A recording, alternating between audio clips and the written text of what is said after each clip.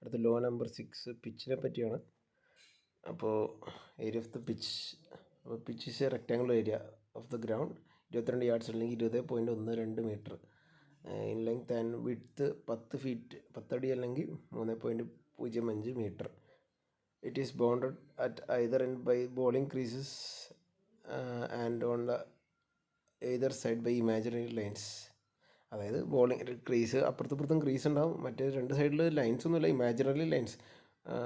One each side of the imaginary line joining the centres of the two middle stems each parallel to it. അതായത് middle സ്റ്റെമ്പും രണ്ട് middle സ്റ്റെമ്പും തമ്മിലൊരു line, imaginary ലൈനില്ല, അത് join ചെയ്യണം. അതിന് പാരലായിട്ട് ഈ പറഞ്ഞ വിഡ്ത്തിൽ, അപ്പോൾ അതായത് ഒരു പിച്ച് മൊത്തം 10 അടിയാണെങ്കിൽ 5 അടിയായിട്ട് ഇങ്ങനെ ഡിവൈഡ് ചെയ്തേക്കുന്നു. അപ്പോൾ ആ ഒരു ഇതാണ് ഇതിൻ്റെ അകത്ത് പറഞ്ഞേക്കുന്നത്.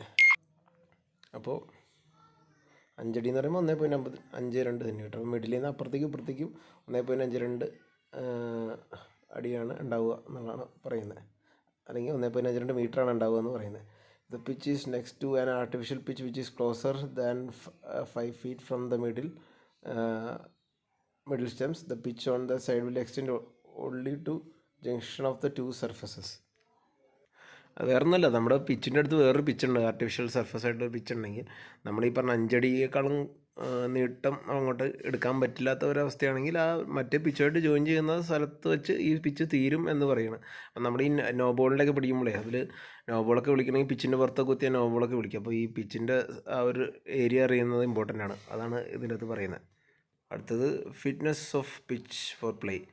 അപ്പോൾ പിച്ച് ഓക്കെ ആണോ അല്ലോ എന്ന് umpire shall be the sole judges. അതായത് ഏറ്റവും അൾട്ടിമേറ്റ്ലി ഡിസിഷൻ എടുക്കുന്ന അമ്പയറാണ് of the fitness of the pitch for play.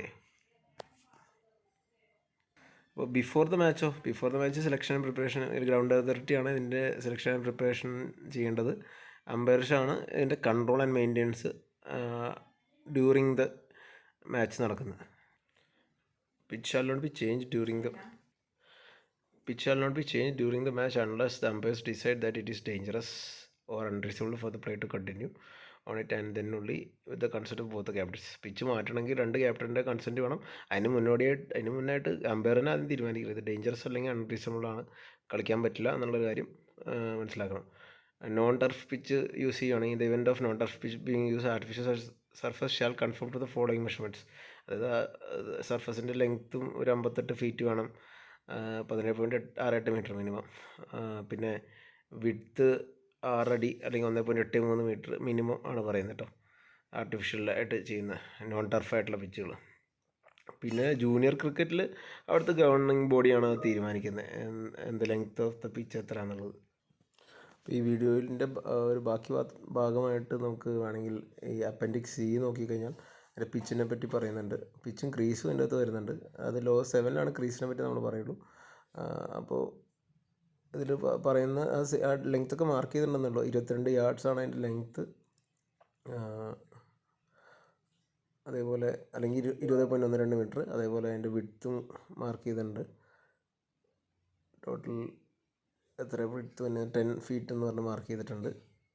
അപ്പോൾ ബാക്കി ക്രീസിൻ്റെയൊക്കെ ഡീറ്റെയിൽസ് നമുക്ക് ക്രീസിൻ്റെ ലോ പഠിക്കുമ്പോൾ അതിൽ നോക്കാം. ബേസിക്കലി അതിൻ്റെ ലെങ്ത്തും വിഡ്ത്തും മാത്രം നമ്മൾ ശ്രദ്ധിച്ചാൽ മതി ഇപ്പോൾ ഈ ഒരു ലോയിന് വേണ്ടി.